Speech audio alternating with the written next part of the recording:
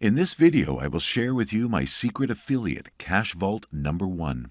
I want to show you how I select offers for my secret vault, which makes me money every time. First, if you don't have a high converting offer, you can never make money with affiliate offers. So let's get started and I'll show you how the selection process is done. First, type in www.warriorplus.com in your browser.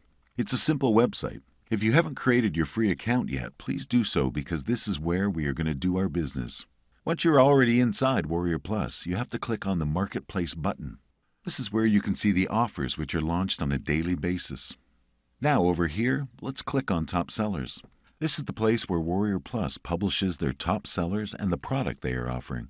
You can see their top sellers daily, yesterday, last 7 days, and 30 days ago. So you are sure that all the offers here are the highest converting products inside Warrior Plus. These offers are loved by customers. They are very high demand, and that's why these offers are seen on the page, which also means that we can be sure before sending any kind of traffic that these particular offers are going to convert for us.